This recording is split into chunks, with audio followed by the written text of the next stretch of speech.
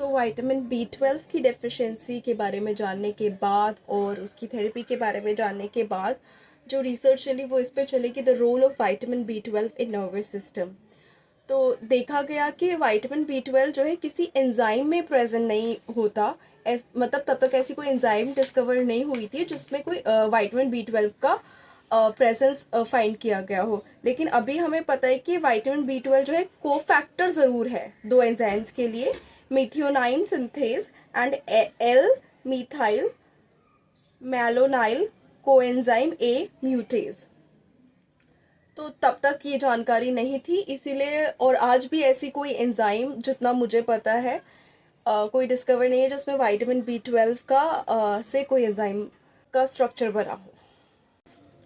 हालांकि sir Rudolf Peters ने vitamin B12 का वाइटल रोल डिस्कवर किया कार्बोहाइड्रेट मेटाबॉलिज्म में।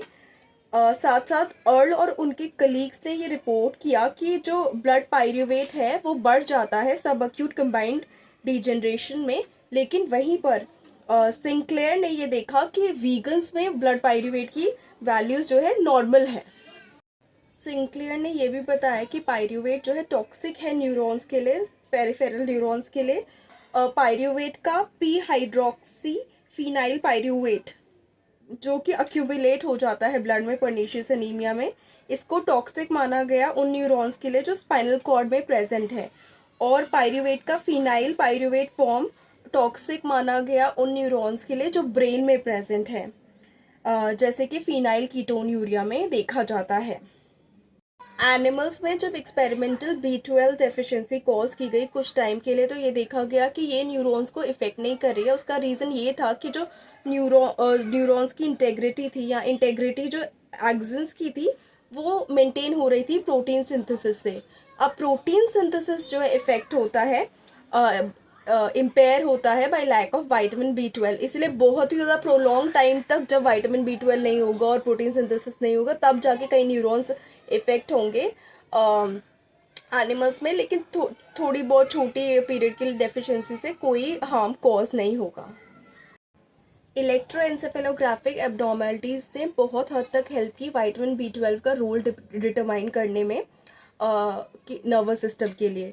तो जो इलेक्ट्रोएंसेफेलोग्राफिक एब्नॉर्मलिटीज़ थी पर्नीशियस एनीमिया और सबअक्यूट कंबाइंड डिजेनरेशन, इन्होंने क्लू दिया कि रोल ऑफ विटामिन B12 क्या हो सकता है नर्वस सिस्टम की एक्टिविटी में।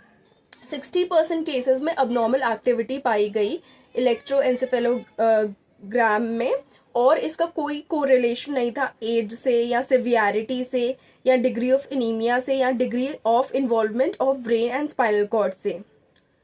विटामिन B12 यूजुअली इम्प्रूव कर देता है EEG रिकॉर्ड को अर्ली स्टेजेस ऑफ ट्रीटमेंट में। ये ऐसा तब देखा जाने लगा था, लेकिन जो मैक्सिमम इम्प्रूवमेंट है वो मंथ्स और ईयर्स के लिए डिले हो जाता है EEG में। कभी कभी EEG देखा जाता है कि बहुत ज़्यादा रैपिडली इम्प्रूव कर दिया जाता है, तो बॉडी टू बॉडी डिपेंड करता है। एंड सम जो ट्रीटमेंट्स हैं वो बहुत सरप्राइजिंग होते हैं पेशेंट के लिए भी और फिजिशियन के लिए भी। जो subacute combined degeneration of spinal cord है उसमें हम मेंटल सिम्टम्स को डिनाई नहीं कर सकते। जो पेपर है रोजेल, बैटन, कोलियर एंड स्केनबर्ग का, उसमें ये फाइंड किया गया कि cerebral respiration investigated by the nitrous oxide technique is commonly impaired in pernicious anaemia. Nitrous oxide technique से जो सेरिब्रल रेस्पिरेशन स्टडी किया गया पर्नीशियस एनीमिया के केसेस में वो कॉमनली इम्पेयर्ड था। इसीलिए उस वक्त ये पॉसिबिलिटी एस्टिमेट की गई कि कोई स्पेसिफिक सेरिब्रल डिफेक्ट या कोई स्पेसिफिक सेरिब्रल मेटाबॉलिज्म में डिफेक्ट हो सकता है विटामिन B12 की डेफिशिएंसी की वजह से।